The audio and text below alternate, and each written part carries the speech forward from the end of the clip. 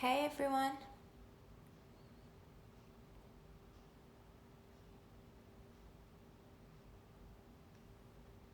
Let me pin this comment. Cool.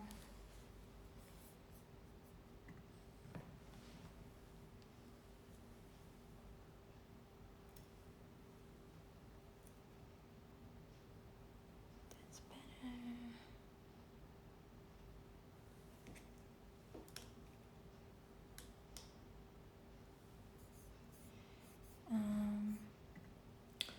Just going live on Facebook as well.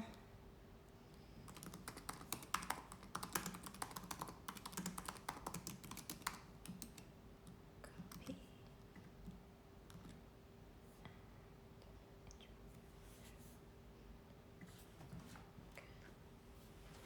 Hey everyone.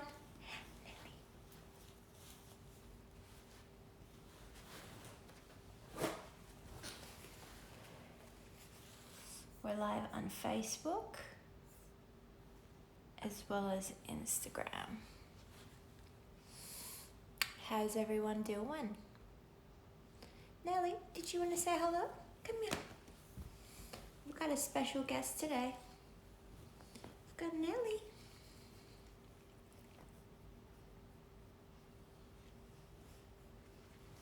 So for those of you who have recently joined our page on Instagram, I've dropped a comment, so it explains what we do and who we are. But we're basically an animal rights organization. We fight for animal rights, and our main campaign is called Cube of Truth. Cube of Truth is a demonstration that we hold on the streets in a public space where we show people footage from meat, dairy and egg industries, and we have activists that speak to the public and help them go vegan. And that's basically what we do.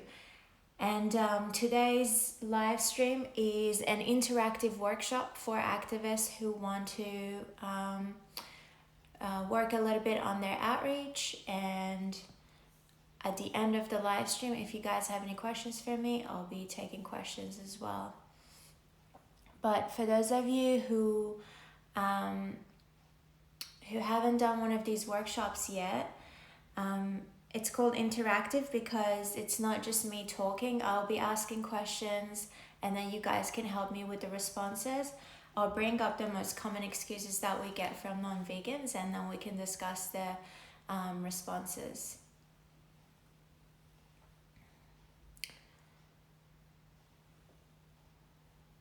Thanks, Isaac. Yeah, I love my hair too. Hey, Laura. Hey, Jeanette. Yes, we've got Nelly. She's the sweetest little angel. She's having a sleepover.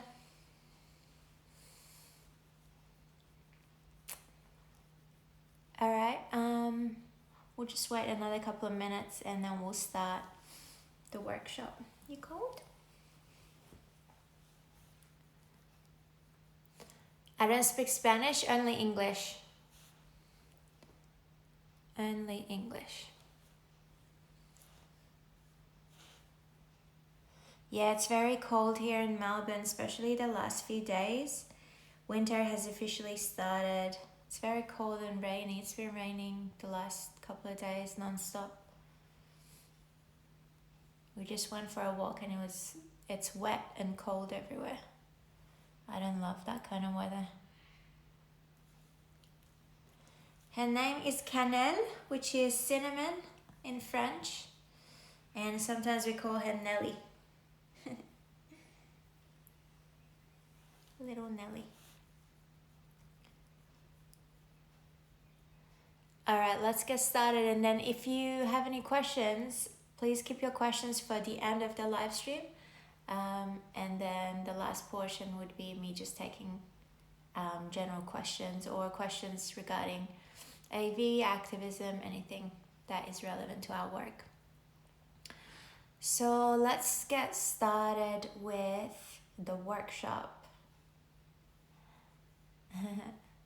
Yeah, she's the cutest thing. You guys feel free to help me with the questions as well. If there is something that you think would be interesting to ask as the argument, you can just drop it in the comment and I'll use that. And I'll invite everyone to help with the response. I always have a problem with Facebook. It's always dark and I think it might be my laptop. Hey Mel, thanks for joining.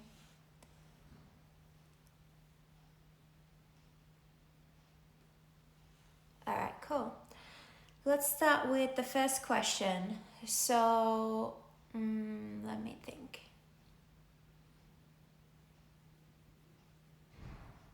What was it? What do you say to someone? Nah, Nelly. You go. No. What do you say to someone who says...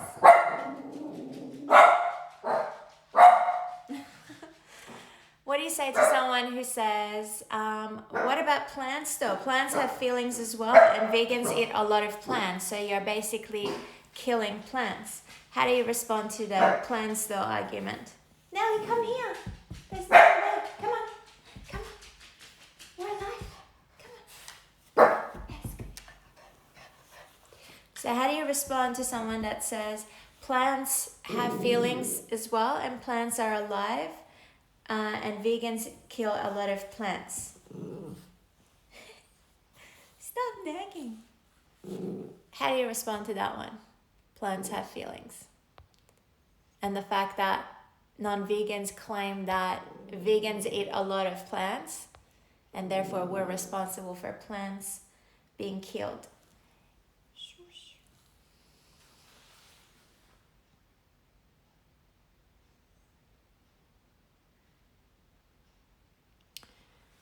Parasite in Human Disguise said, hey, I'm normally on the AV live, but wanted to say you have really inspired me to go vegan and you get involved with animal rights activism in school. That's so good to hear. Thank you for sharing that with me. I'm so happy to hear that. All right, so responses to plants have feelings. It requires far fewer plants to feed a vegan than a non-vegan. So if you are about plants, you would still go vegan. Yes. Plants don't have a central nervous system, brain, or any pain receptors. They're not sentient and can't feel pain. And even if they did, by being a vegan, you consume significantly less plants. Beautiful.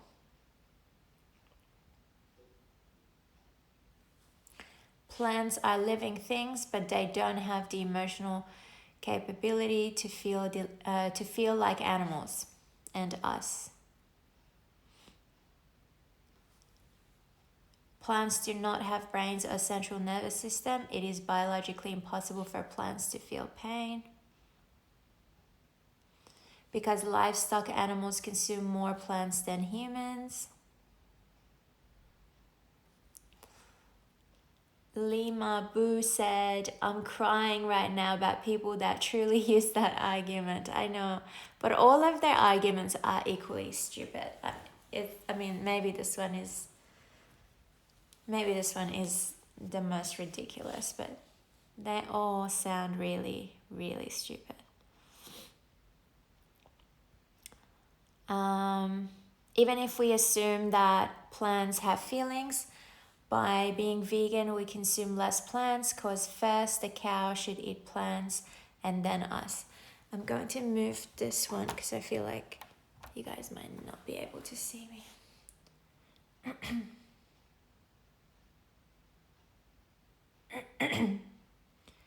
I love to do some volunteer work with you guys. Anyone who wants to join AV, go on our website, anonymousforthevoiceless.org. or cubeoftruth.com.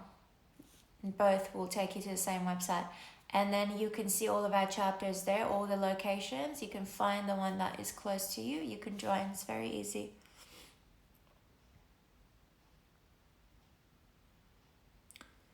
I would say that plants aren't sentient beings unlike animals. It's outrageous to compare slicing a carrot to slicing an animal's throat.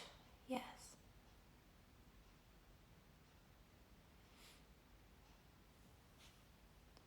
When you consume animal flesh, you are doing more destruction to the planet. The more use of plants are being consumed if you eat meat.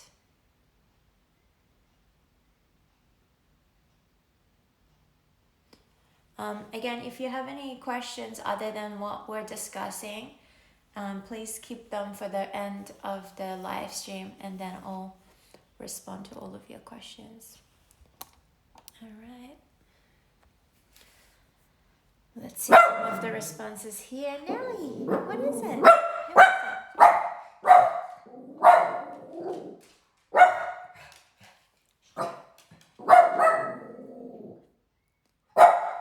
There's another dog.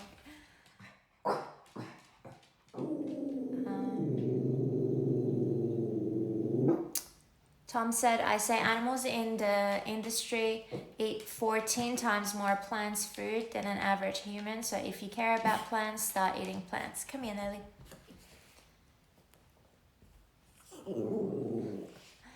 Regarding plants, it is relatively easy to choose food that do not have to involve killing the plant because they are derived from fruits, seeds, and minerals. And I do that. That's an interesting perspective.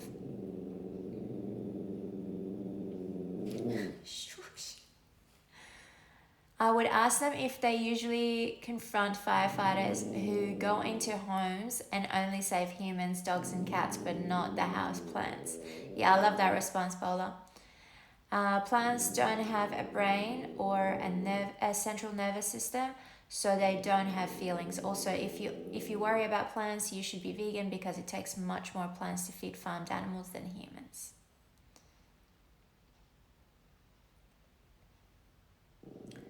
Tom said, a more funny thing I learned from Gary, kick a bush or a tree in front of them and they get furious.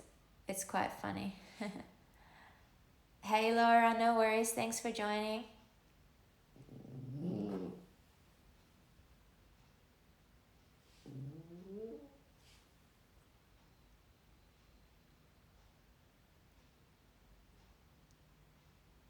Alright, let's check out some of the responses on Instagram. Nelly.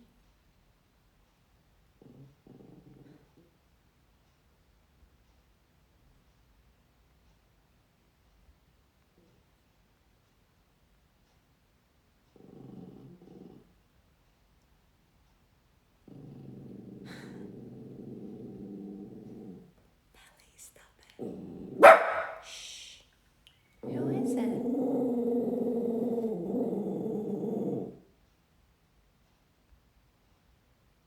I don't see anything relevant on Instagram. So the question was, how do you respond to people that say vegans kill plants because plants have feelings too? Nelly, come here. Come here, let's look at the comments. Look, Nelly, look.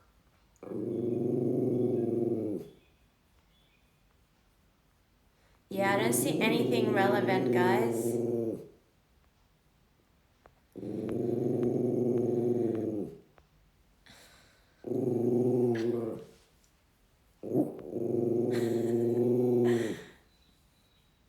That's just a human standing in the balcony, Nelly. Leave them alone.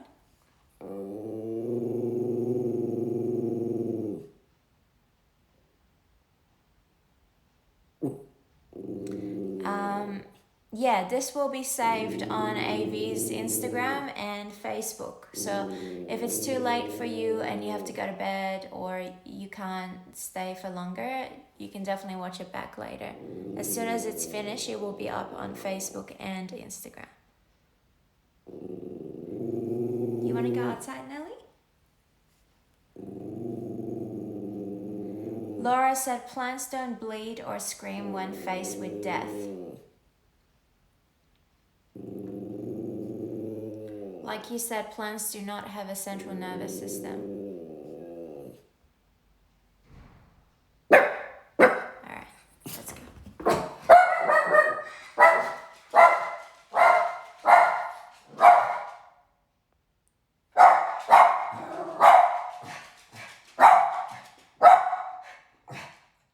Sorry guys, 1 second. I'm just gonna open the door. There you go. Okay.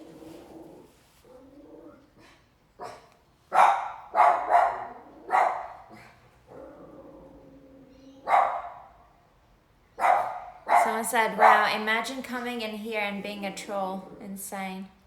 Yeah, Instagram, I don't see any relevant comments. It's mainly just trolls talking shit. I say, watch the cutting of an apple versus the slaughtering of a pig and then see what you think. Yep. Plants don't have feelings. They never consider facts about the resources used in making animal products.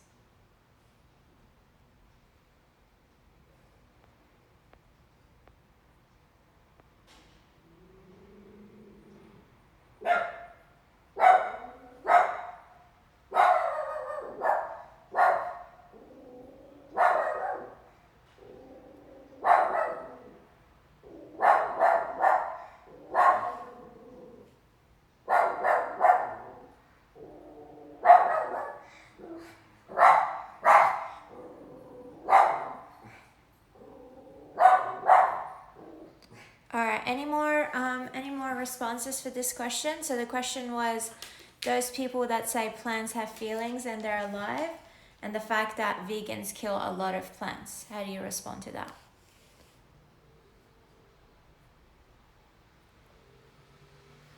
Hey Stacy, yeah, this is the first question. We're still on the first question, and the question is, plants have feelings. Paula said Nelly knows how ridiculous the plants have feelings objection is. That's why he's complaining like that. Cut a cucumber in half and show me where the brain is if you think plants can feel.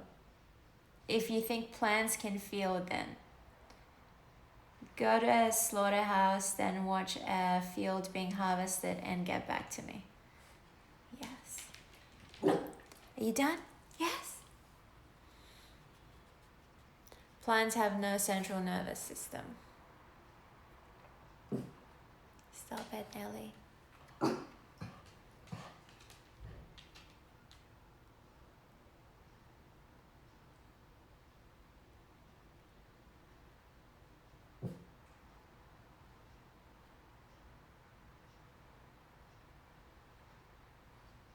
Okay, I guess that's it for this question. So if someone says, but what about plants? Vegans kill a lot of plants and therefore you're responsible for killing plants.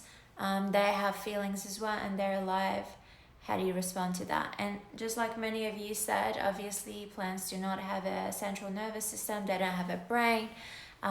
It's been scientifically proven that they don't feel pain. They don't feel emotions like humans or animals, although they do respond to stimulation from sunlight, from some plants, to touch, they're sensitive, etc., to sound even, but they don't have feelings. And I just lost my train of thought. Yeah, so the other argument is that I was going to say, so the plants are alive, yes, but they're not living beings like we are and the animals are. And the next point would be, okay, let's just say that you're worried about plants getting killed. Do you know how much a cow or a pig eats compared to a human being? Somebody mentioned 14 times. I think a cow eats about 20 times on average. Maybe that was for a pig, but every animal obviously would be different. But on average, an animal like a cow or a pig would obviously eat a lot more than a human. And what are these animals being fed? They're being fed crops, so plants. So the next point would be, if you care about plants, by eating them directly, you're actually killing less plants, because it takes far more plants to feed an animal who is going to then be killed for food. So it's going to take a lot more plants to feed a cow than it will take for a human to just eat plants directly. And the next point would be, let me see if there are any new points. Nelly, you need to just relax.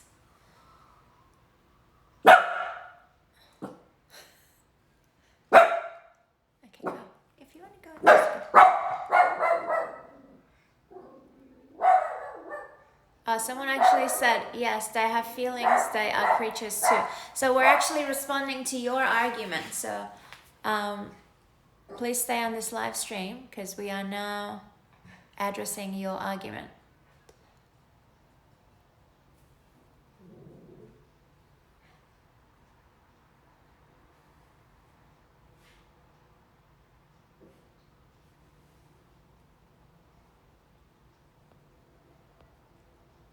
Vegans eat less plants because to eat meat, you are feeding so many plants to the animals first.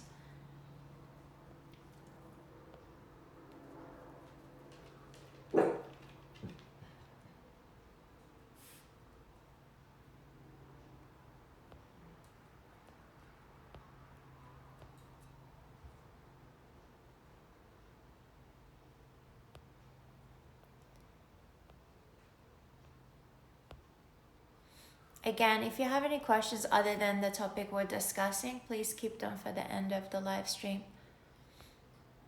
Because the relevant comments are getting buried now.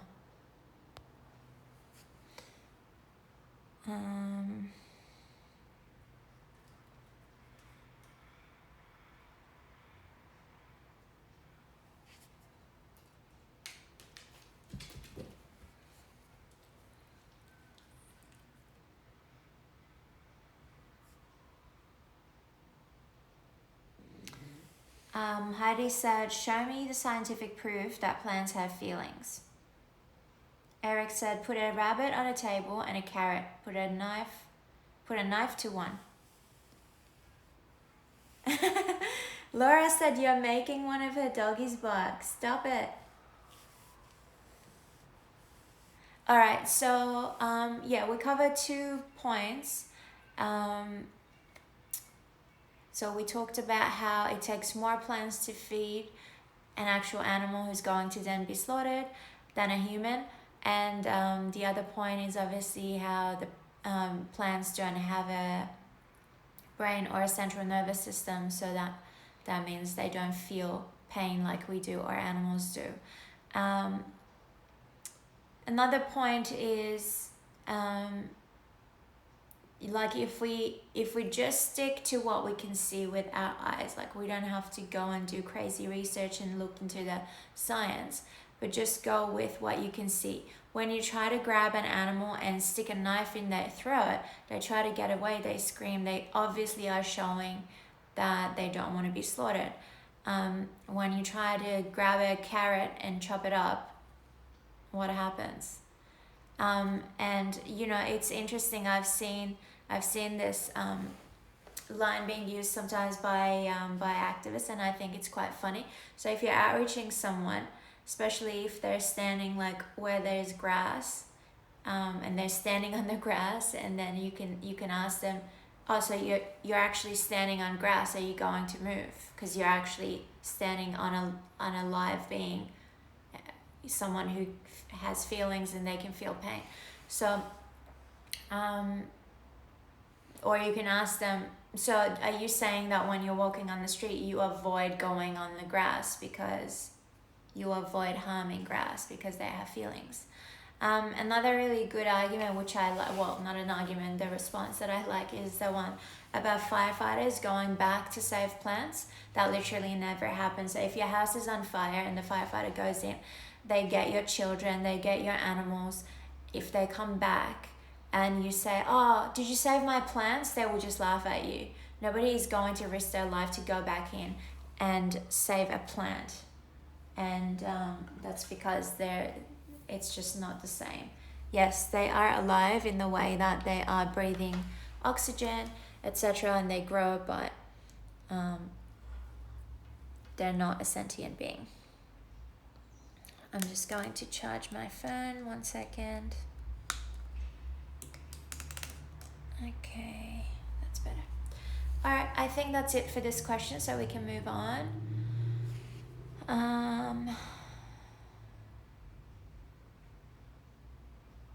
But is it really worth responding? They know it's not true.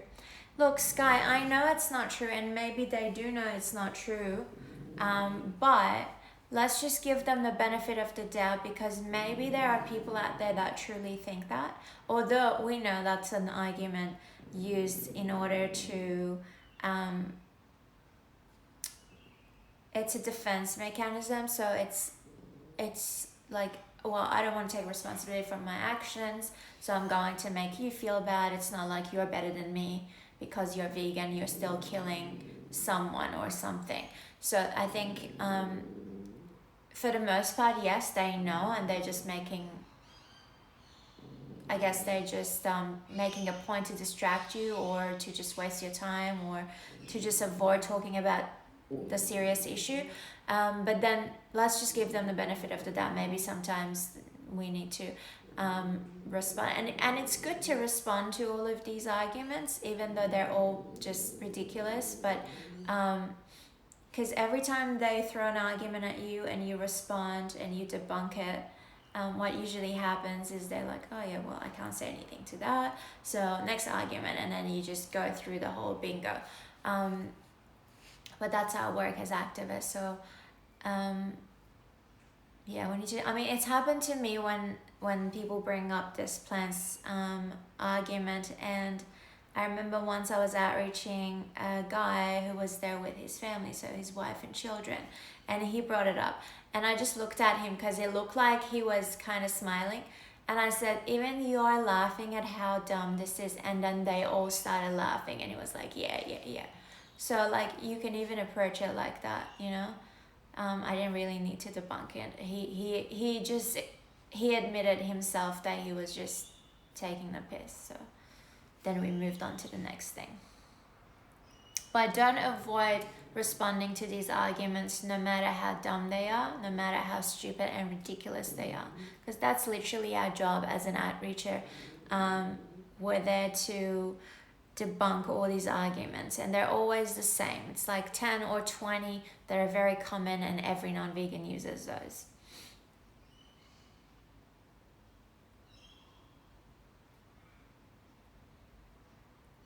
I like the example of the firefighters in the grass. Yeah, I think I like that one a lot as well. It's my favorite. I don't think I have ever used that yet. I'm excited to start outreach again, and I'm definitely going to use that one this time. I give you a lot of credit for your patience with us. Thank you, Eric. I appreciate that.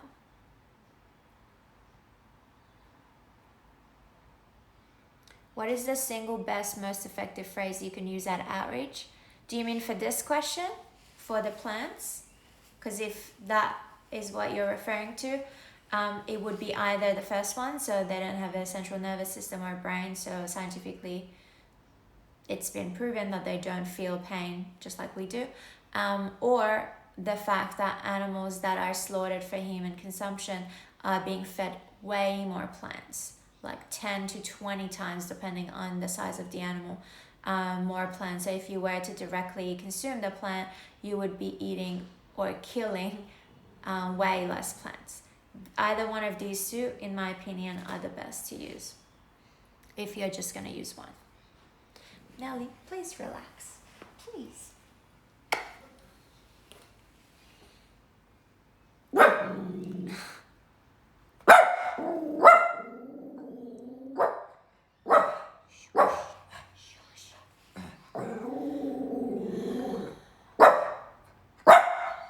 Stop it.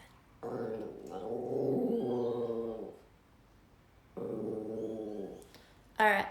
Let's move on to the next question. So help me with any argument that you struggle with, and then we can use that and we can discuss it together.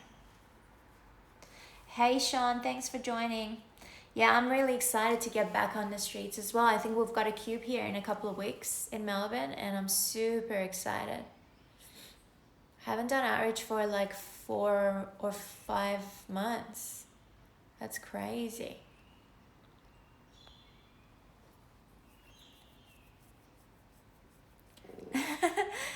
Alice said, my dog hears your dog. You're communicating with all the doggies, Nelly, through Instagram and Facebook.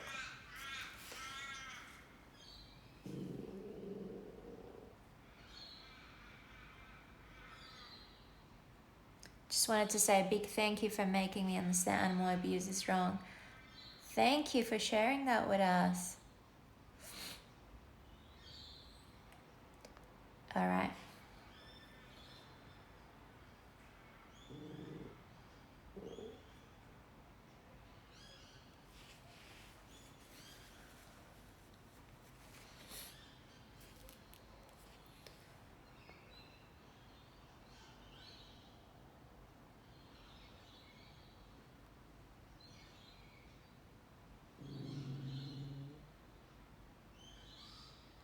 How do you respond to the argument when someone says, actually humans are omnivores, meaning they can eat anything, they can eat plants and animal products or animal flesh? How do you respond to that one?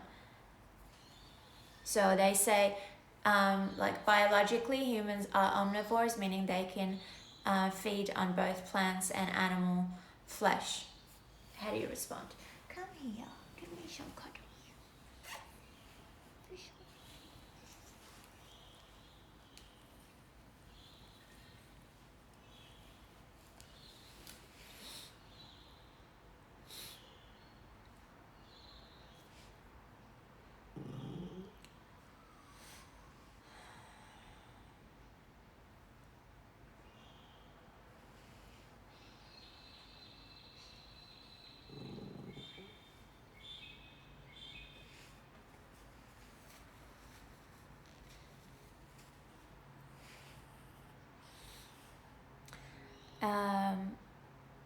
So the question again is somebody that says, well,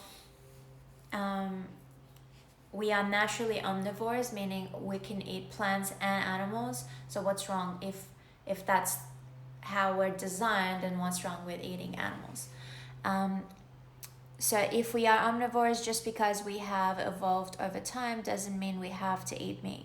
Our teeth are nothing like lions.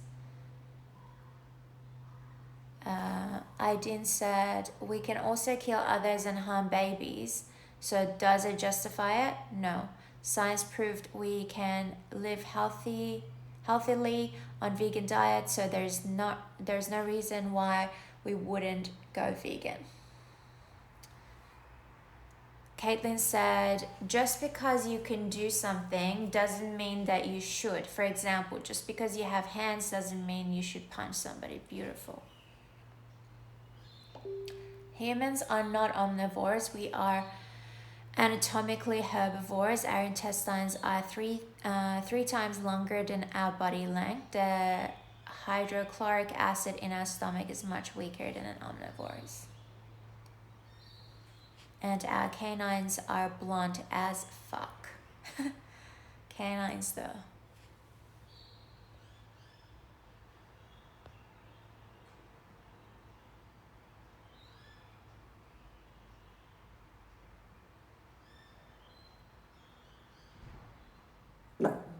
Shush, Nelly, shush.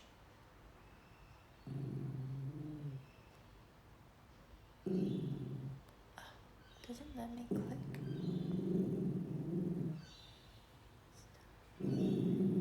Nobody is allowed to walk past this window, are they? Nobody. How dare they?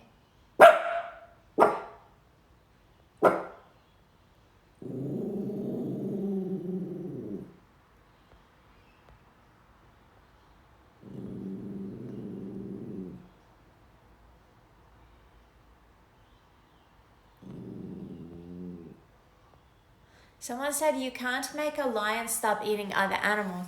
Well, we're not outreaching the lion, are we? We're talking to human beings with a brain. And humans have a higher moral agency, meaning they can tell the difference between good and bad. Why are we talking about lions? Let's just stay focused on the topic, which is humans.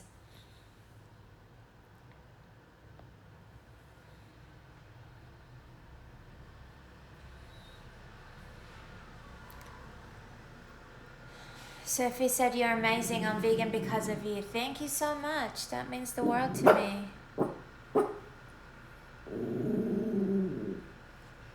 Alright, let's see some of the comments on Facebook.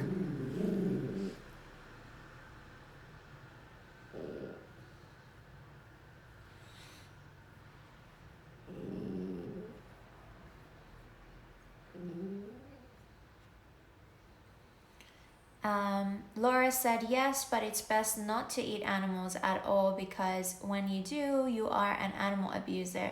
You're responsible for their abuse." Melanie said, "We can eat animals, but we don't need to. Why cause harm needlessly?"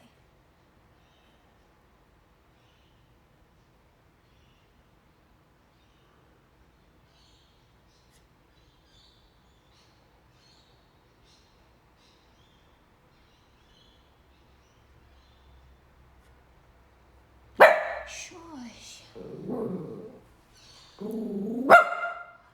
Just go. If you want to go, just go.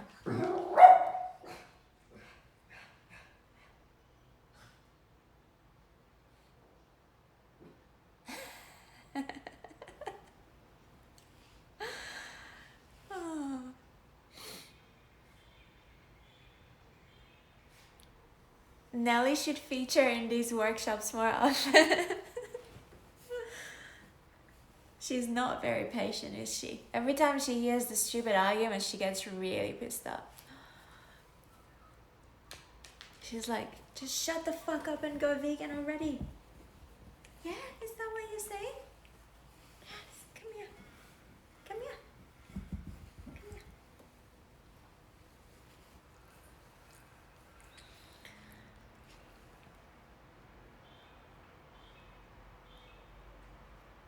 So the question was, when someone says humans are omnivores, the way our body is designed, we're able to consume plants as well as animal flesh. So what's wrong with eating animals?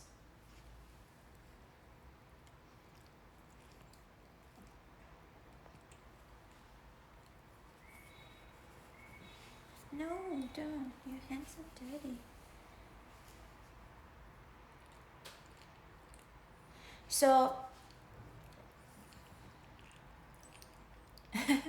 some of these questions are funny. So if someone says humans are omnivores, like some of you said, that's what I would say as well. Just because you can do something, just because you're able to do something, does that make it morally okay to do it? And I would say it as a question rather than a statement. So instead of saying just because you can do something doesn't mean you should do it, I would ask them, just because you have the ability to do something, do you think it's morally okay to do it? For example, if you have a penis, then does that make it okay for you to rape? If you have hands, does that make it morally okay to choke someone and kill them?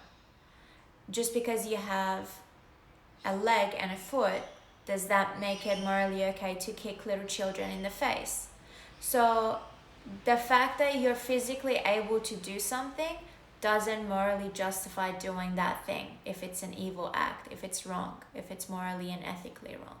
That would be basically the response. I know that we can get into how our bodies are actually designed differently in terms of our digestive system, our jaws, our teeth, how we don't have claws and things like that. We can get into that as well, but I personally like to just start by saying just because you have the ability to do it doesn't mean you should do it.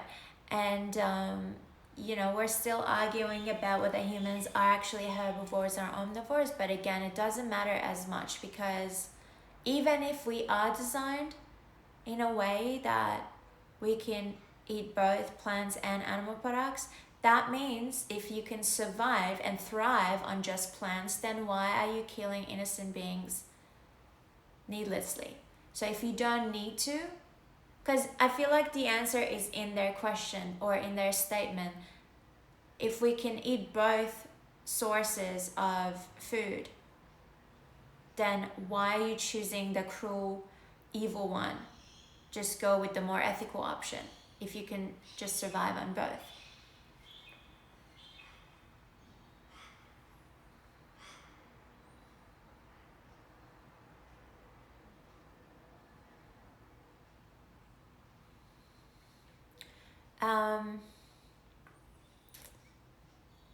Yeah, I agree. Don't feed the trolls, but then some people are asking genuine questions, and I don't mind it if our social media team or others who are watching will just outreach them. If somebody's just being a dick, then yes, we can ignore them. But if they're asking genuine questions, then let's just outreach them. Or, I can respond. I have been responding to some of their questions as well, but obviously because this is a workshop, I can't respond to every single argument. So I've noticed that some activists that are watching are helping with responding, which is fine. But again, when we're doing this online, just like when we do it at a cube on the streets, you know how we value our time. We don't go back and forth with someone for half an hour. We should have the same values and rules when it comes to doing outreach online. So if you're going back and forth with a non-vegan in the comment section, give them as much time as you think is justified. So if they keep throwing stupid arguments at you, if they keep just changing the subject, just at some point you need to decide, is this conversation going in the right direction or not? If it's not, then just ignore them.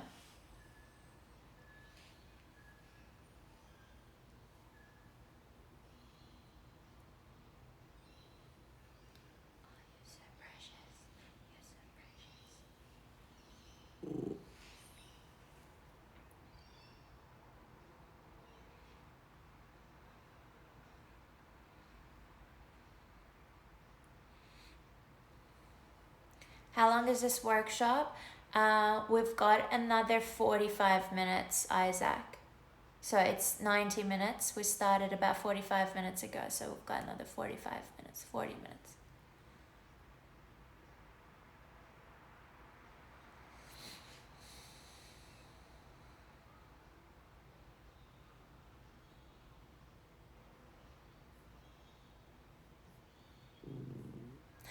Why are you just complaining?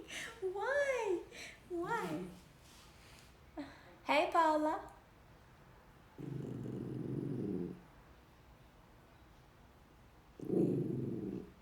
Okay, I think we can move on to the next question. I saw this comment before and you posted it, so let's just use it, although like it's really funny. But I'm just gonna change your question a little bit, Kevin, and so that it can apply to maybe more people. It's more of a common argument maybe.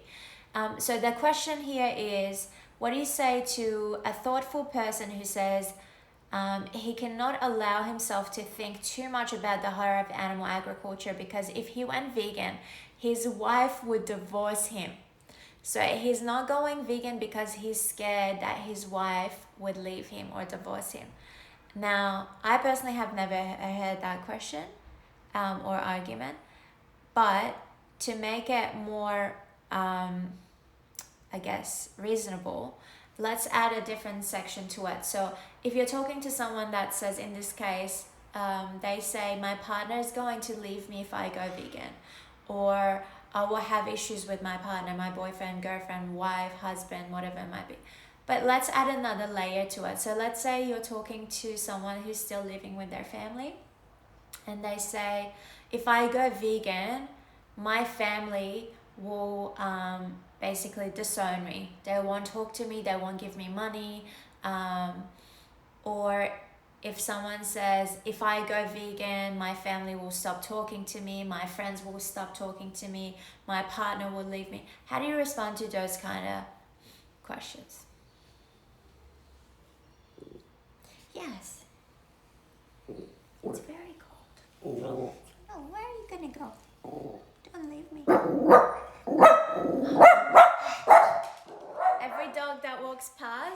has to go and find out who they are. Yes. So the question was, if you're talking to someone that says, I try not to think too much about it because if I go vegan, I lose my wife, I lose my husband, I lose my boyfriend, my girlfriend will break up with me, I lose my friends, my family will not talk to me. How do you respond?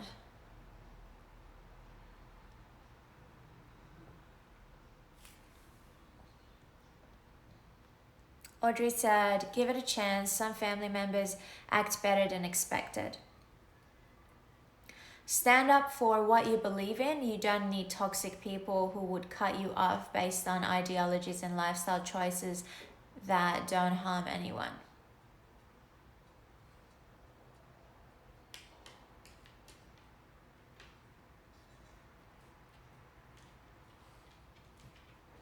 Sean said, we have to stay true to ourselves.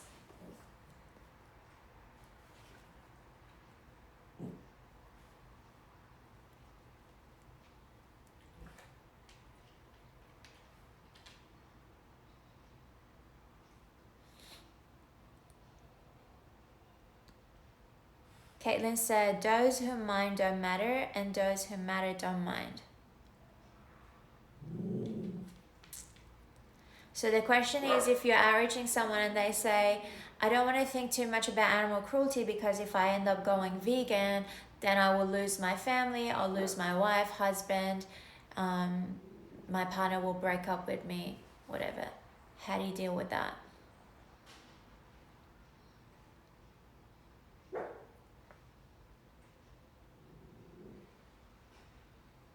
Any more responses? Oh, it's so cold. Come in. Come in. Okay, fine. She wants to be independent. So the way I would respond if somebody said that to me, Tyler said, ask if they would turn a blind eye to other injustices because of what others might think. Beautiful. Yeah, so the way I would respond, even if this person has been married to their partner for 20 years or whatever, right? Because even when you live with your family, you grow up in the same family, or you have been in a relationship with someone for a significant amount of time, what happens sometimes is as you evolve as a human being, your values might change, right?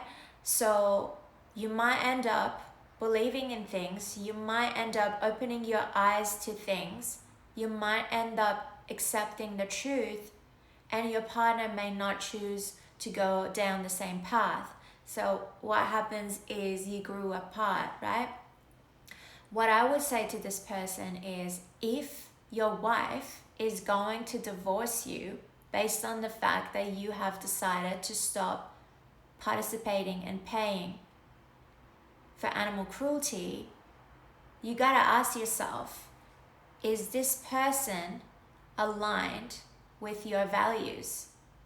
If veganism is a value to you, if animal rights is a value to you, just like non-racism or non-sexism is. So someone did bring up the fact that they wouldn't have the same approach if it came down to another injustice. And I think that's exactly the point. So ask them, if you were a racist and your wife was a racist when you got married, at some point you realize that you've been an ignorant piece of shit. You open your eyes and you decide to be a better person, so you stop being a racist. Are you then going to be okay with your wife saying, I'm going to divorce you now that you're not a racist anymore? This is exactly the same thing. We're talking about speciesism, which is a form of discrimination. It's oppression towards non-human animals. So if you decide to stop being a speciesist, if you decide that you don't want to pay for animal cruelty anymore, and your partner, your boyfriend, your girlfriend, your wife, your parents, your sister, if someone says, if you go vegan, I'm going to cut you out of my life, good, because that person is actually holding values that go completely against your values. And I know that it's uncomfortable. I know that it's going to be painful to end a relationship or to cut your family off completely, but you got to put your values first. So again, if you're married to a rapist or someone that supports rapists, at some point if you realize that's evil and you don't want anything to do with it, it shouldn't be that they threaten you that if you did stop, then they will divorce you. Shouldn't it be the other way around? Like, shouldn't it be like, okay, now that I've opened my eyes to the truth and the reality that rape is wrong, if you continue raping or supporting rapists, I am the one going to leave you because your values and mine don't align. It's funny. This question is really funny to me because it's actually the other way around. So the wife who's a non-vegan is threatening the husband that if you go vegan, I'm going to divorce you. If I was in that position, if I was in a relationship with a non-vegan, even if I was married for 25 years, and at some point I said, like I've been ignorant my whole life, I want to go vegan. Not only I would go vegan, regardless of what he thinks, but I would say, look, if you're not going to go vegan, if you're going to continue supporting animal cruelty, if you're going to pay for animals to be tortured and murdered, I'm going to leave you. So, yeah, I don't understand why this person just doesn't have the courage to stand up for what they think is right, and we all know that that's right. But yeah, I wanted to change the question a little bit so that it applies to maybe more people. So if somebody that you're talking to is worried that they're going to lose their relationship, their family, friends, whatever, because if they go vegan, people are going to just cut them out of their life, or they're going to divorce them or leave them or break up with them, then you just need to explain to them how when you hold on to a value, then you're going to have to defend your values. You're not going to disrespect your own values because you don't want to lose another human being in your life. That just means that you're giving into the pressure and you're actually discounting on your own values as a human. So that's how I would respond.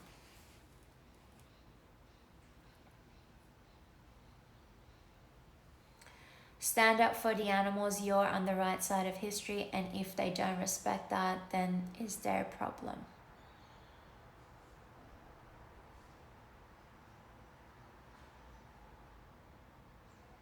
Eric said, my mother always said the way to a man's heart is with a big knife through his stomach.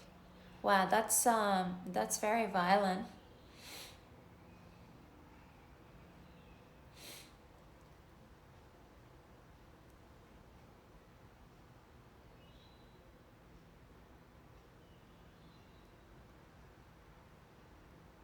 Chris said, it is a very individualized scenario and the majority of spouses have the empathy to, if not understand, then they would accept their loved one's expression of values. Yeah, I think so too, but that's not the point, because like I said, I find it funny that the other person would threaten the wife or the husband that if you go vegan, I'm going to leave you. Because I can't imagine, if you go vegan, I can't imagine being able to be in a relationship with someone who is still paying for animals to be killed. So I feel like not only you would go vegan regardless, if you know that this is the right decision to make because you don't want to be someone who is supporting animal cruelty, not only you take that step, but then you're going to have to stick by your values, which means how can you go to bed with someone who's still paying for animals to be tortured and killed? That's how I see it. It was meant lovingly. Yeah.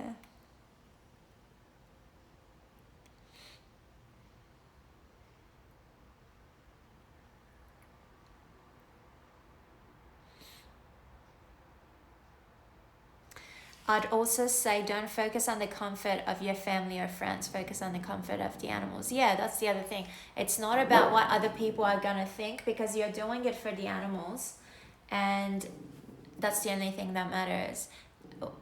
What other people think or feel is irrelevant, because you're doing what's right for the animals.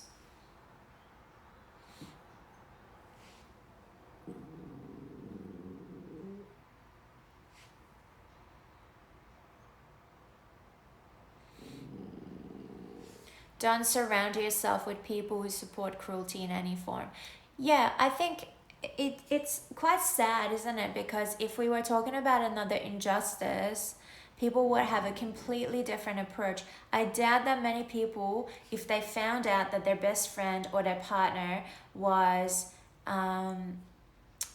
participating in, say, child pornography, they were raping little kids, or they were just rapists, they were kidnapping women and they were raping them, or if they were just racist, if they were homophobic, I doubt that those people will keep, their partners or friends in their life.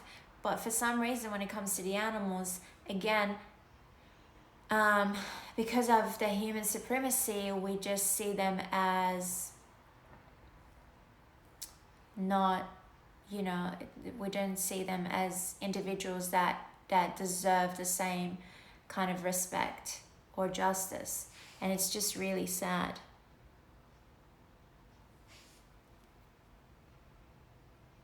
I can't date a non-vegan, and once I accepted that, I stopped caring about trying to get to know or be close to non-vegans. Yeah, at this point, I mean, depending on how long maybe you've been vegan, I think at some point you just realize you just can't be around someone who is supporting what you're fighting for. Good night, Aideen. Thanks for joining.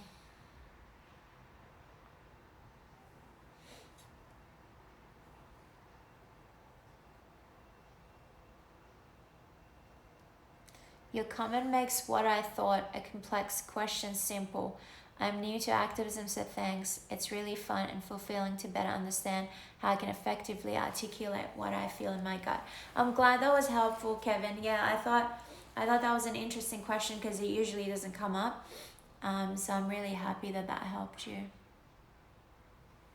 I couldn't imagine having a non-vegan as a partner. Either they go vegan or the relationship is over. Yeah, that's how I feel. I just can't imagine being able to love, respect someone and be intimate with someone and live with someone who has these values that go completely against your values. Like, you're fighting to end an injustice, that person is funding the injustice. So how does that work? Excuse me.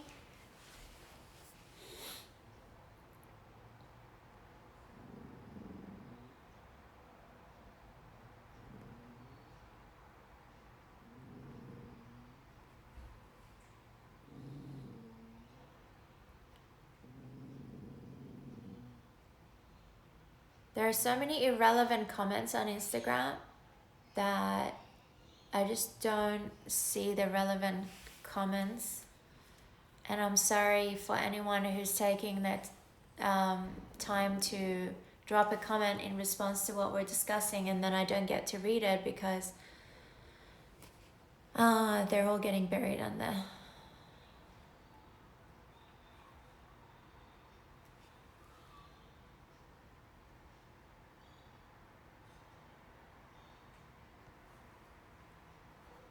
Don't let that stop you. If they love you, they will stay, and if not, you'll have less toxic people in your life. Also, people change and maybe they get back to you once they woke up to the truth. Yeah, so that's the thing. Like, if you go vegan, then your partner, I mean, if it was me in that position, if I was in a relationship and then at some point I decided that I want to be vegan, the way I would approach it is, well, with the knowledge I have, I guess, today, but the way I would approach it, I would go vegan and I would show them the truth about what these animals are going through. I would have a conversation with them and I would give them the option to either go vegan or the relationship is done. Okay. Not sure what happened on my Instagram.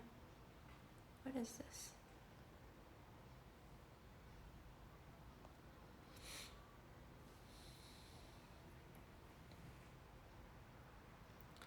Alright, I have to go live again on IG. Alright, next question. I saw this question just before. Someone said, how do you respond to people that say veganism is a privileged thing and, you know, like it's only for rich people or it's only for white people? How do you deal with that? I thought it was interesting because it's not very common, but I've heard this before.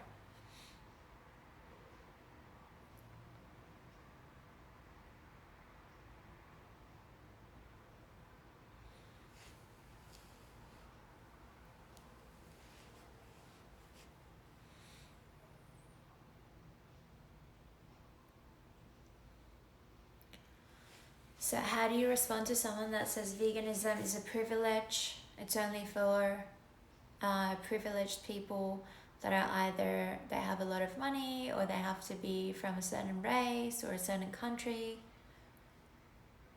Meat is the most expensive thing at the market, yeah.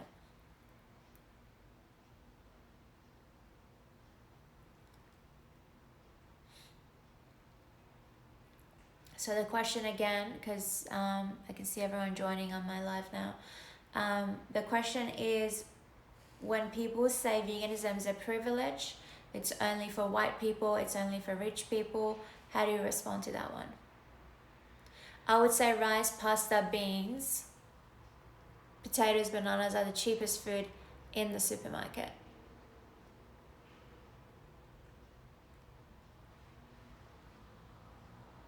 I just tell them that that is false. The most poverty-struck areas in the world are primarily vegan because rice, beans, lentils, legumes are the cheapest foods.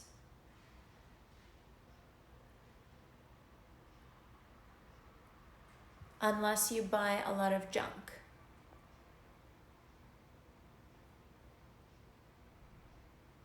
Non-vegan food gets funded in most countries, so if more people go vegan, the food will get cheaper.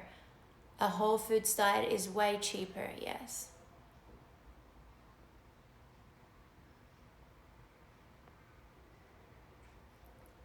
I work in a low-income neighborhood and we introduce clients to eating and living on a budget. And meat, meals and eggs are never included. Yeah, people are so damn lazy. I've never heard of this argument before, something new to learn. Yeah, it's not as common as plants have feelings, but it is. I've heard it before, so I thought because someone just dropped a comment about it, and I thought it would be good to explore it together. Let's look at some comments on Facebook. Cheapest foods are vegan, and yes, it is a privilege to live in alignment with one's values. I love that, Sean.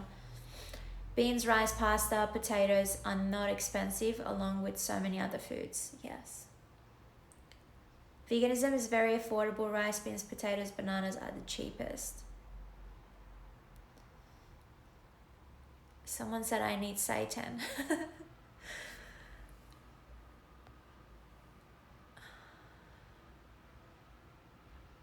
Can you speak in Spanish, please? Even if I tried, I couldn't. I can only say hola.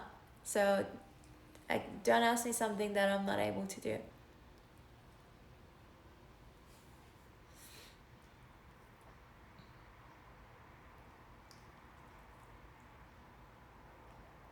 I know so many vegans who don't make very much money and they are thriving.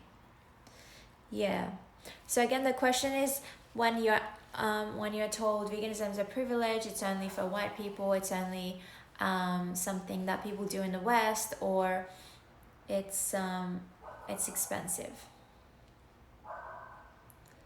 I'm trying to learn Spanish. I am trying, but it's still very basic. So But even if I could speak Spanish, I'm not going to speak Spanish on the live stream because a lot of people don't understand it. Otherwise, I could speak Farsi. Some people understand it. I could speak French. But that's not fair because we're supposed to be speaking in a language that most people understand. Nelly, come here. Come here. Stop complaining. It's actually funny the way. How do you make that sound?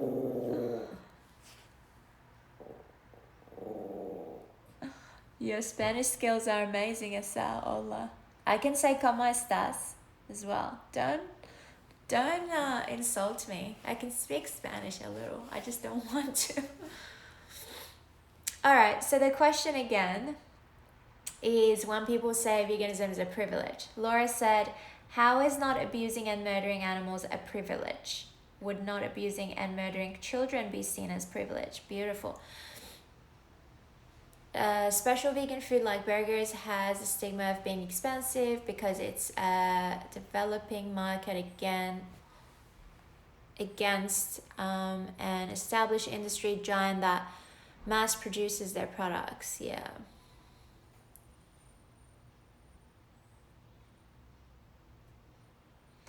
Maybe Paula could do a translator split screen. How does that work? Stacy.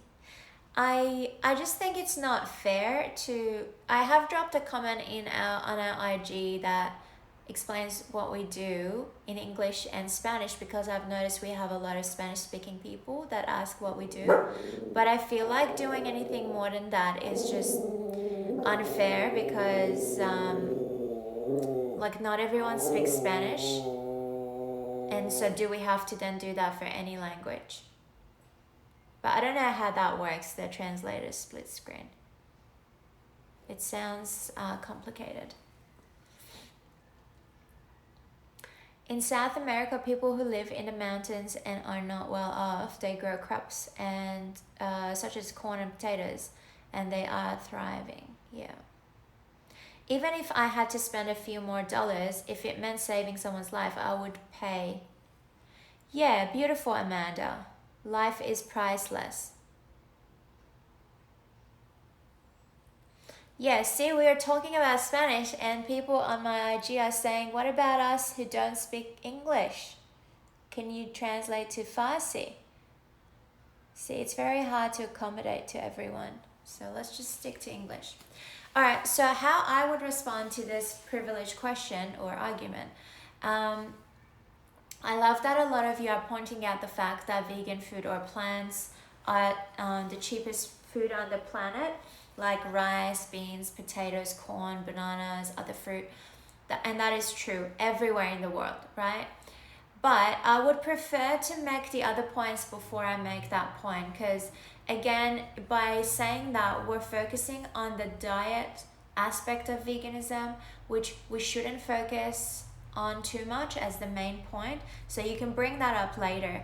But when someone says veganism is a privilege, the best response is something like what Laura was saying about abusing and murder being a privilege. So you can again make the comparison between speciesism and racism, sexism, child abuse, any other form of injustice. So you can say, do you hold the same values when it comes to, or beliefs when it comes to other forms of injustices?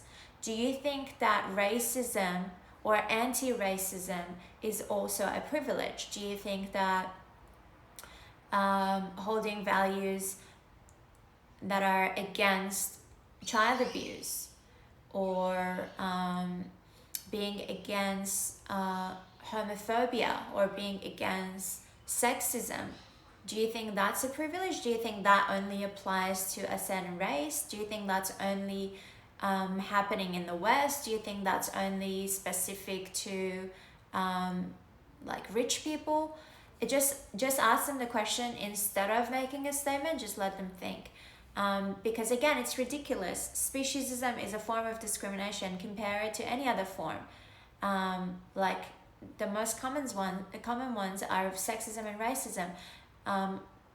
When you're talking someone when you're talking to someone about racism, when you're asking someone to stop being a racist, when you're asking someone to stop being a rapist, they don't say it's a privilege, I can't do it because I'm black or I'm brown or I'm poor. It's irrelevant. It's a value. It's got nothing to do with your budget. It's got nothing to do with where you live. It's got nothing to do with your skin color. Fighting against an injustice or taking a position against an injustice has nothing to do with your abilities, period. You can be rich, you can be poor, you can be living with your family, you can be living on your own, you can be living in the West, you can be living in the East. You can have any skin color, you can be from any country, and you can still hold the same values. So that is the main point to make. And then after that, yes, we can talk about how what they're saying is actually just not true. Veganism is not expensive because eating plants is the cheapest thing everywhere in the world. So buying rice, potatoes, beans is way cheaper than buying animal products. And yes, another point to make is that all of these industries, like the dairy industry and the meat industry, are funded by the government everywhere in the world. At least 99.9% of countries around the world. I can't speak for every country, maybe in some places this is not happening, but to my knowledge this is happening everywhere. So the government is funding these industries. That's why you can get a bottle of cow's milk for $1. Because if the government wasn't funding it, then you would have to pay $5 for that. Same with meat products. So because there is a bigger demand for these animal products, the government is still funding it. By creating more demand for vegan products, we are going to change this whole system. So then vegan products will become more affordable. And let's be honest, vegan products are not that expensive compared to non-vegan products. So yeah, surely you can find a vegan ice cream that is, I don't know, $15 or $20 for a thought.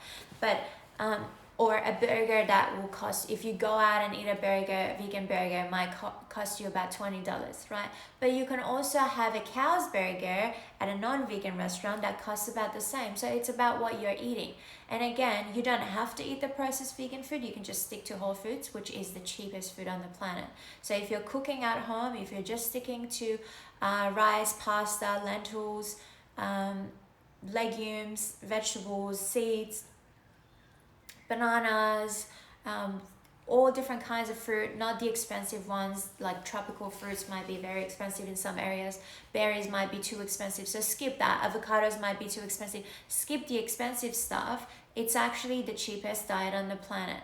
And if you choose to go for the processed vegan products, then I believe that they're on par with the non-vegan version. So if you buy a vegan chocolate bar, it's pretty much the same as a non-vegan product.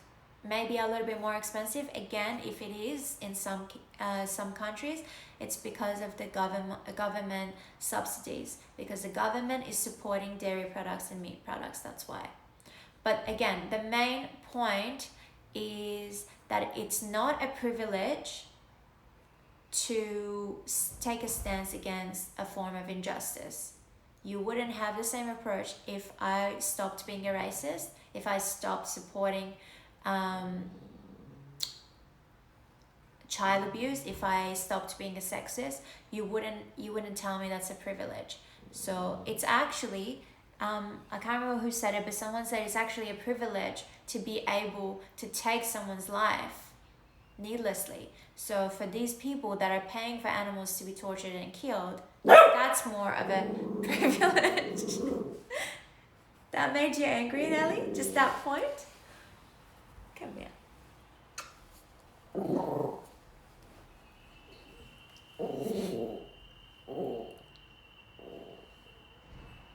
And yeah, and I really liked this point that Amanda made.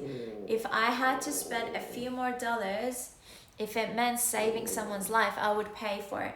And that's exactly right. So once you're convinced that animal cruelty is wrong, once you're convinced that you don't want to be a part of that anymore, you're willing to do whatever you can to stick to your values. So if that meant spending a little bit more money, obviously if you can afford it, if that meant eating boring food for the rest of your life, if that meant not doing certain things, not participating in certain activities, not socializing with the same group of people, whatever it might be, you're talking about an injustice and you're talking about sticking to your values. So even if you had to make adjustments, like saving a little bit more money so you can spend it on vegan products, if it meant not being able to eat fucking cheese for the rest of your life, who gives a fuck? You're talking about someone's life. So yeah, I do like that point.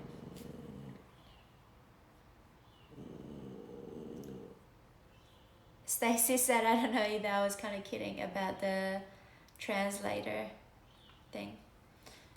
Yeah, it sounds very complicated. Okay, let's see if there are more responses.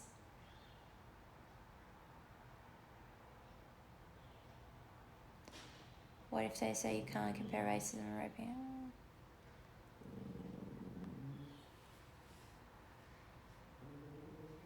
I love your answer, Asal and Laura. I'll make sure to say that first.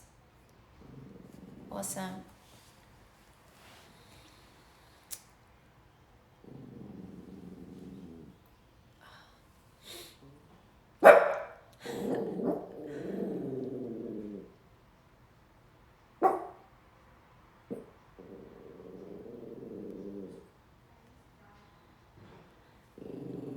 The person who keeps saying don't feed the trolls, you're actually spamming the comment section, you may not realize. But every time I come to look at the comments, I see your comment. So just ignore them. Just don't worry about it. Nelly, got only 10 minutes. Can you just chill? All right, I think that's it for this question. So we've got about 10 minutes. So how about I just take some questions? We'll just end the workshop here, and for the next 10 minutes, I will take questions if you guys have any questions for me. I'll just try to respond very quickly so we can take more questions. I feel like she's gonna get a sore throat from all this barking.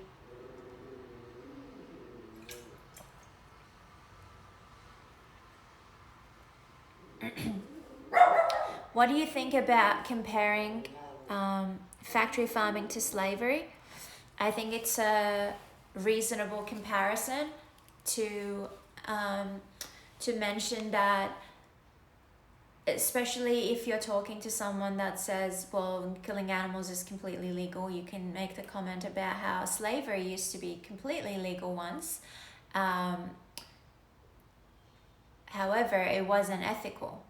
And it's quite similar to what's happening with the animals now in the meat, dairy, and egg industries. So yes, they are basically slaves, even though it's fully legal to use and abuse animals and to kill them for food. It's not necessarily moral or ethical. So I think it's a fair comparison. Any plans for a week of truth? Unfortunately, not this year, because the restrictions are getting a bit worse here in Australia. I'm not sure about other places because of the second wave of the coronavirus. It's a bit more strict here again, and the borders are still closed, so we won't be able to leave Australia anytime soon.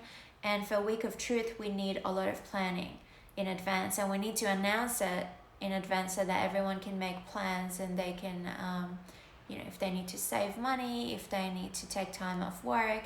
So hopefully it will happen next year. All of this should be over this year, right? So next year, we're going to plan Week of Truth and we're going to announce it.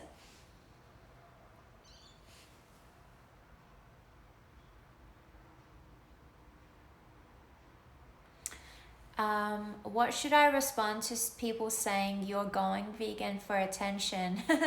You don't even save animals, just get all your vitamins. Animals are for us to eat. They always find something against it. Okay, that's 3 questions in one. So, oh, my laptop's going to die. Let me just grab my charger.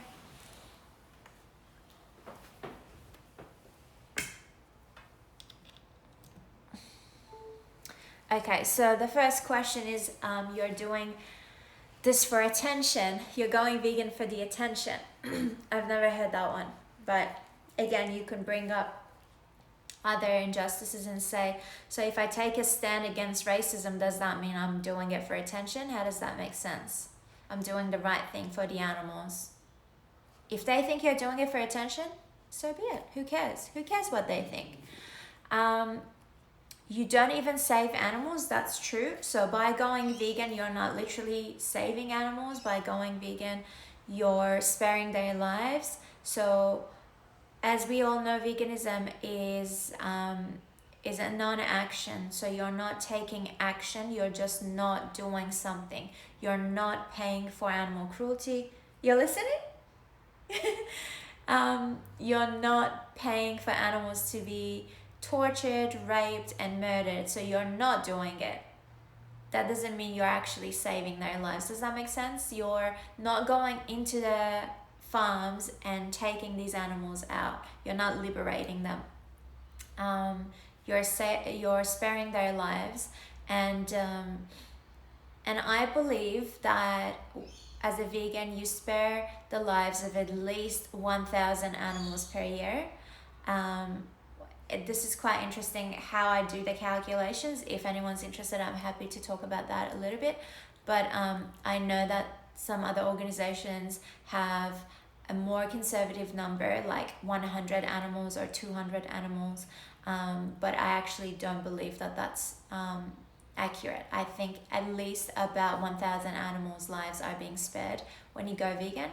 But that's the difference between saving an animal and sparing their lives. So when you eat a vegan burger instead of a cow burger, or a chicken burger, or a pig flesh burger, or whatever, you're just buying a different product. That means that these animals are still being raised, and they're still being taken to the slaughterhouse, and they're still being killed.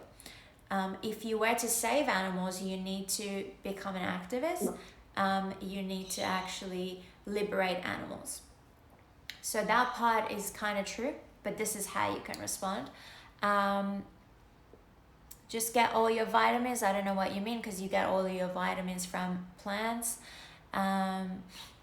Animals are for us to eat. Now that question is quite vague. So animals are here for us to eat. It could be from someone who is talking about it from a religious point of view, or it could be just someone who's generally just saying that. So your response could be a little bit different. But if someone says animals are for us to eat, you ask them why they think that. Is it because they think we are more intelligent? And then if they say yes, well, animals are not as intelligent and smart as we are, and therefore we can justify killing them. Okay, does that then make it morally okay to murder kids that are born with mental disabilities because they're not as intelligent as we are? And they say animals are here for us to use or eat them. Again, you can explain how animals have their own purpose. They can experience life just like we do. And the fact that the animals that are being slaughtered for humans are actually bred into existence by animals, by farmers. And if we stop doing that, we wouldn't have as many animals. So we actually bring them to this world. It's not like they already existed. We bring them into this world with the number of the animals that are now on this planet, just because humans want to keep killing them and eating them, right? So if we stopped breeding them to the extent that we are, then we don't need to worry about how many animals are there for us to use. And yeah, that's it. Let me know if you want me to explain anything a bit more.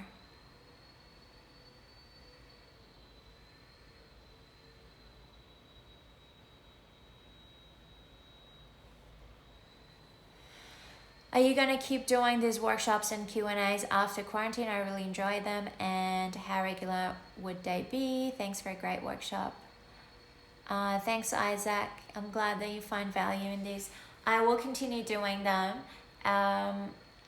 What day is it today? Today's the 5th. Yeah. So I'll keep going with 2 a week. So workshop and Q&A for the next 10 days or so. 15 days, 2 weeks. And then after that, around mid-July, I'll go back to doing them once a week. And it will probably just be a Q&A. So we might not do the workshop anymore, but we can. We'll see how we go. But yeah, I'll go back to once a week. And yes, I will continue doing them. Maybe if we start touring, I might change again how often I do it, or I stop for a while. But I really enjoy doing them as well. So I think I'm going to continue once a week.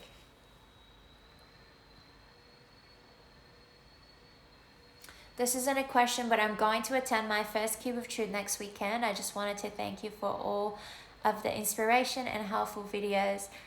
That makes me so happy, Caitlin. Thank you. Which city are you in?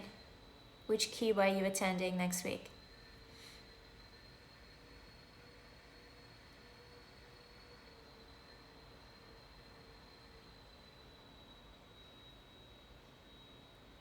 Hey, Simon.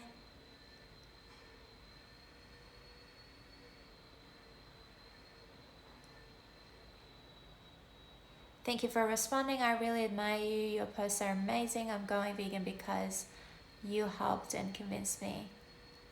Thank you. That makes me so happy.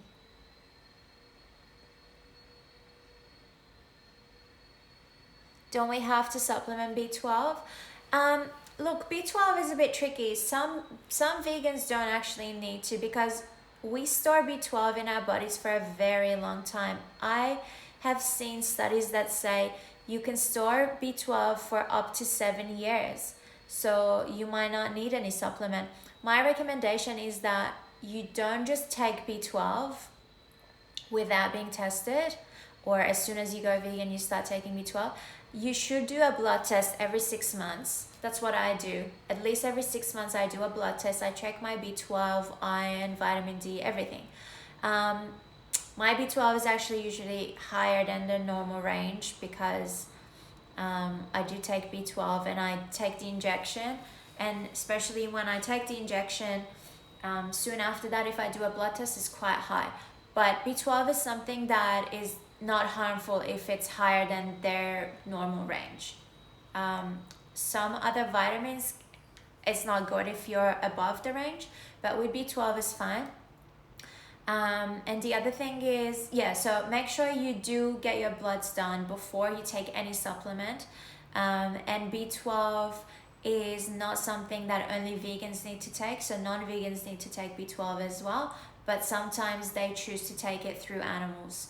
So the animals that are killed for human consumption, like pigs and chickens and cows, are all injected with B12, and then humans eat their flesh, and then they think the B12 comes from the animal, but is actually coming from the supplement. So you can directly go to the pharmacy, get the B12. You can do an injection. You can even do it yourself. You can get your GP to do it. You can take a tablet. You can take a spray.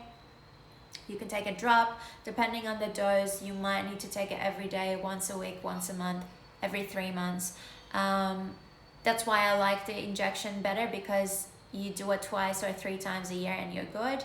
But yeah, B12 is interesting because you might not even need it. You might think you need it, but you may not. So always just do your bloods first and then take supplements.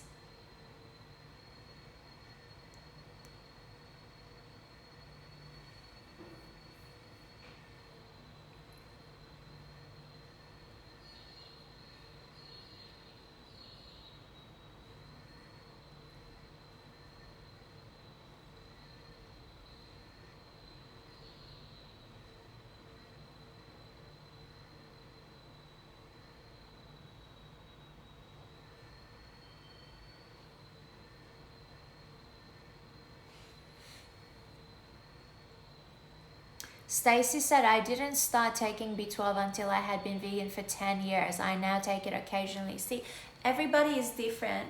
I heard that you save it for up to 7 years, but Stacy's experience has been that she had enough B12 for 10 years in her body.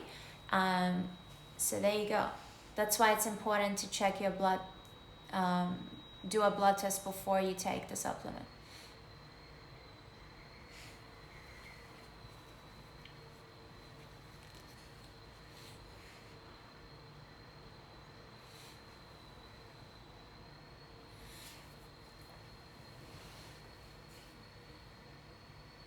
Is that pretty? All right, I'll take maybe one more question and then we'll wrap this up.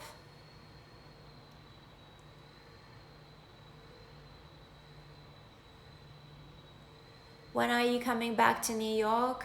We'll see. Well, the borders are closed still, and it's going to happen next year at some point. I always forget about the questions underneath. Let's see if there's anything here.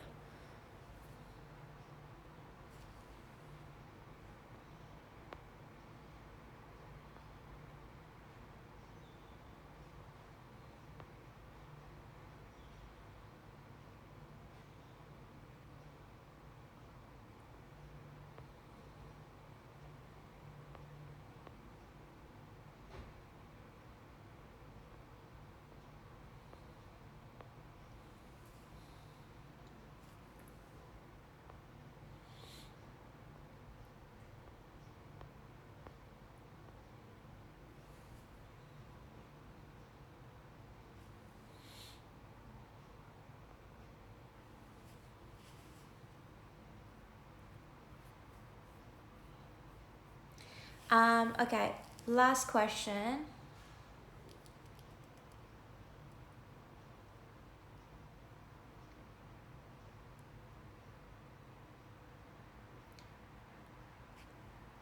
Laura said my B12 is actually high. I have to slow down taking it.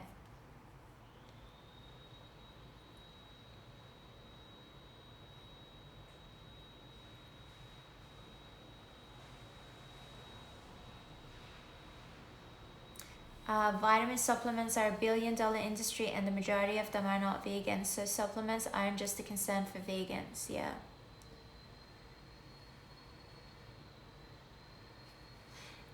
Okay, last question. What do you say to someone who says their doctor told them not to go vegan because it's unhealthy? The first thing I would say is your doctor was actually educated in a facility, in a university that was funded by these industries indirectly, and that's a fact. So every doctor who goes through the system and they get education, they are told certain things because the information comes from biased sources. The government is involved, the meat, dairy and egg industries are involved because there's so much funding coming in. And it's kind of like, you know how they used to promote smoking, I think it was 30-40 years ago, in television ads they would show doctors that recommend that certain brands of cigarettes are actually healthy and they recommend it. So they used to promote it because, again, there was so much money behind the tobacco industry, and the same thing is happening with meat and dairy industry now. So they are actually telling the doctors that eating animal products are good for you and are actually necessary. Like, you need calcium from cow's milk, you need protein from cow's flesh, and the thing is, for doctors who are just general practitioners, they get very little education on nutrition and diet, so they're not actually educated on that stuff. They don't get enough training to know everything about humans' diet and nutrition. So I would say to that person, go and do your own independent research, it's been actually proven that a whole foods plant-based diet is the healthiest diet on the planet. Not only it can prevent certain diseases and conditions and the process of aging, it can actually reverse a lot of chronic illnesses. So a whole foods plant-based diet is when you consume plants in their whole form, so nothing processed. None of those processed vegan meats, cheese, no processed sugar, no oil. That would be a whole foods plant-based diet. So you're eating lots of grains, vegetables, fruits, nuts and seeds in their complete form. And that is considered to be the healthiest diet on the planet. They can do their own research. They don't have to just believe you. You can send them to one of the best resources is nutritionfacts.org, but you can just send them documentaries, you can send them the information, or you can encourage them to just go and look it up online and do their own research.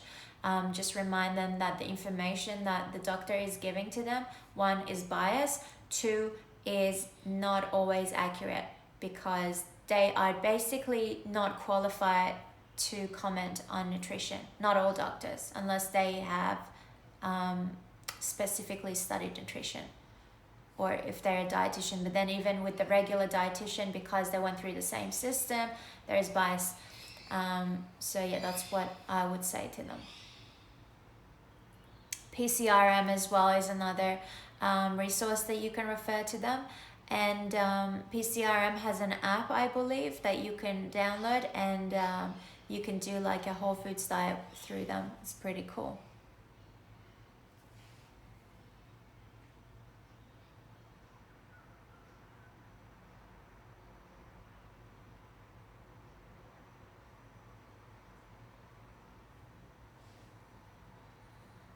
All right, I think that's it. Let's wrap this up.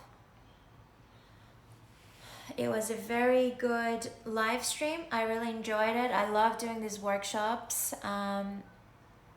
So I'm doing another live stream in a few days.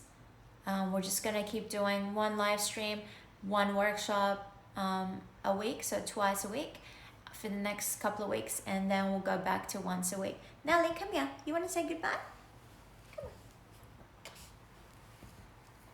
All right, everyone. Thank you so much for joining me. The